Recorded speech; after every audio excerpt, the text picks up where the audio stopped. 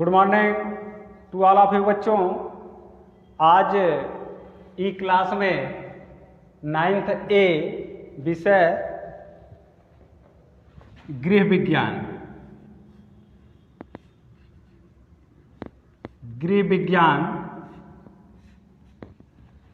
में जैसा कि चैप्टर चल रहा है संतुलित आहार। संतुलित आहार में बच्चों तमाम चीज़ें बताई गई।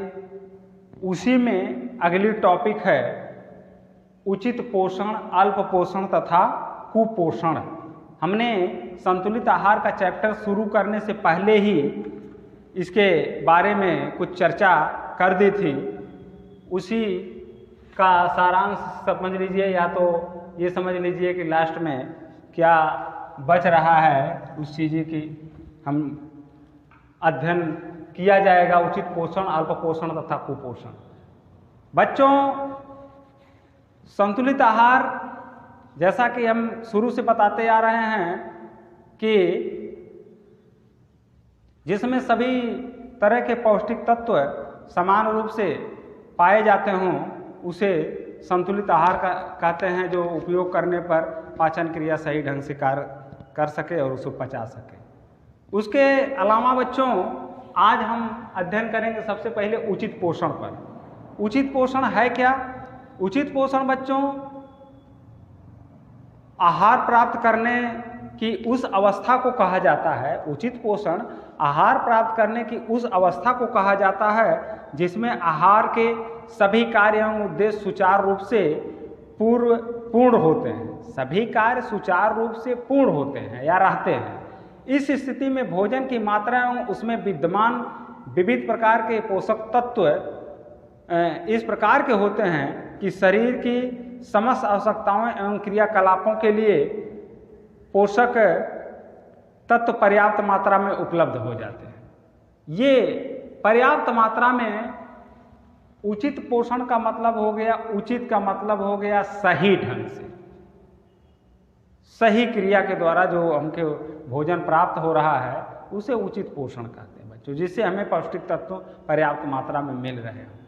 उसके बाद बच्चों आती है बात अल्प पोषण। अल्प का मतलब होता है आधा, जिसमें पौष्टिक तत्वों की कमी हो, यानी सभी प्रकार के पौष्टिक तत्व समाहित नहीं हो, तो उसको जो है अल्प पोषण के नाम से जानते हैं बच्चों।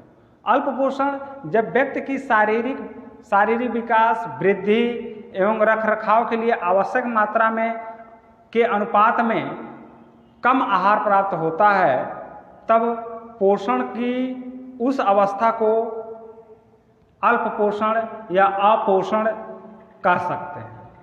यानी व्यक्ति के शरीर का विकास, शरीर की वृद्धि में कहीं न कमी रह जाती है, तो उस अवस्था को अल्प पोषण कहते हैं बच्चों। उसके बाद बात आती है बच्चों कुपोषण की।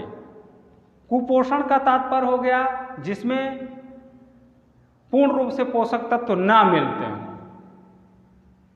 अल्प पोषण में माने कुछ मिल रहा है, लेकिन कुपोषण में एकदम नहीं मिल रहा है।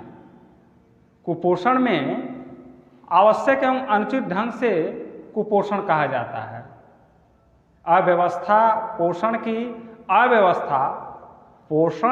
अव्यवस्था तथा अनुचित ढंग को कुपोषण कहा जाता है। बच्चों कुपोषण के कई कारण हैं।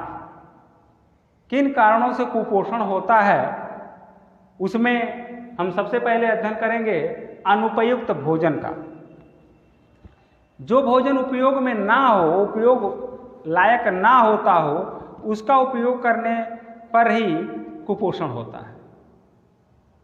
आयु, व्यवसाय, परिश्रम के अनुरूप उपयुक्त भोजन की उपलब्ध ना होने पर भी भोजन दोषपूर्ण हो जाता है, उसे अनुपयुक्त कहते हैं बच्चों।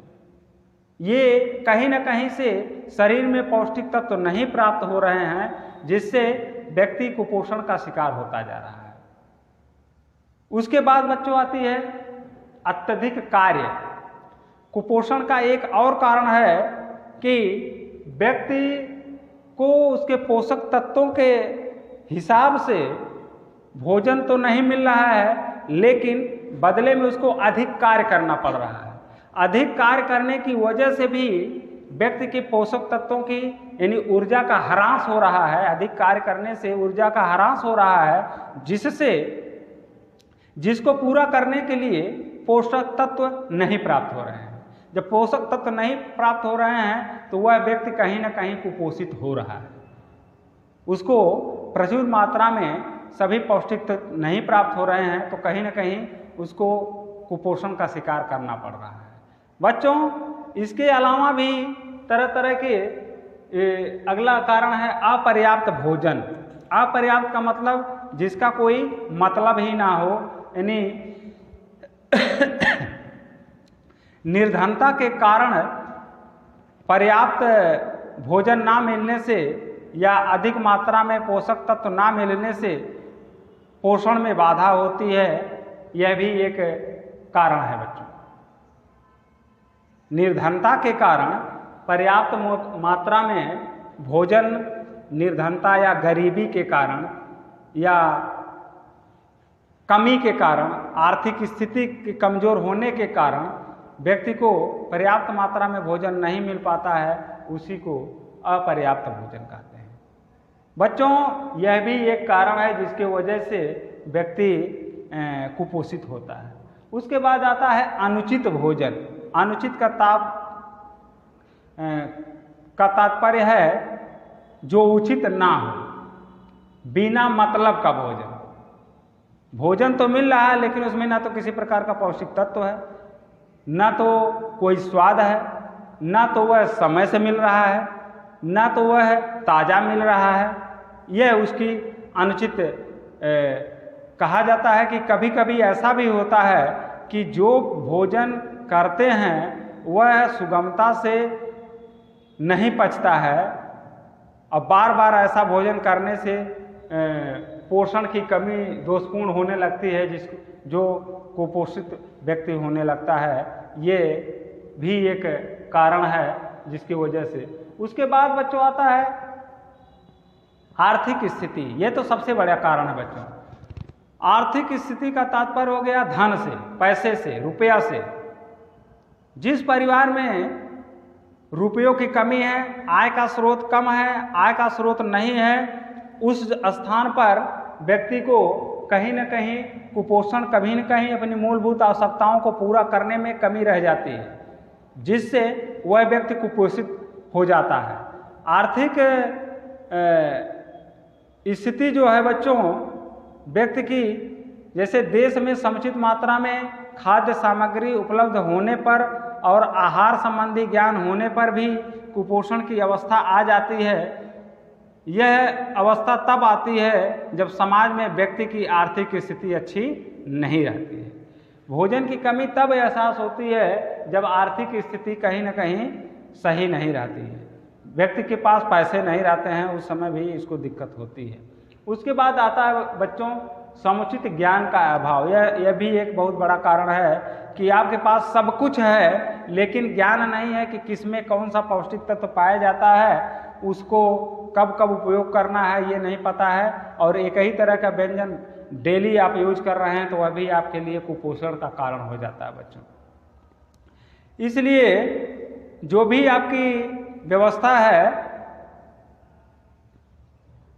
समुचित ज्ञान का अभाव भी होता है। संतुलित भोजन में सभी पौष्टिक तत्व उचित मात्रा में विद्यमान हों तभी वह समुचित भोजन माना जाता है।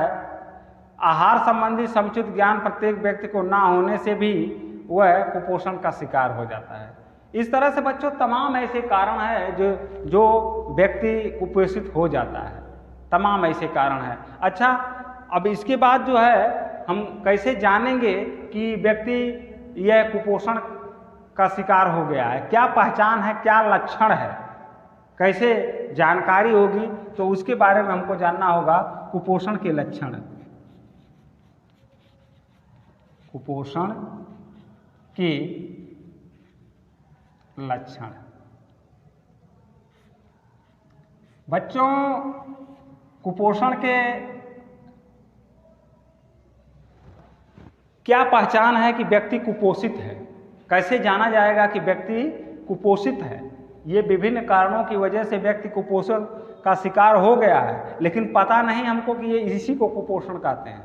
तो कैसे पता चलेगा? सबसे पहले बच्चों, कुपोषण की प्रारंभिक अवस्था में पाचन शक्ति क्षीण होने लगती है, व्यक्ति कमजोरी महसूस करने लगता है, भूख कम लगती है, रोग प्रतिरोधक क्षमता में कमी, यानी व्यक्ति बार बार बीमार पड़ने लगता है। ये सारी चीज़ें दिखाई देने लगती हैं। इससे भी पता चल जाता है कि व्यक्ति कुपोषित हो गया है।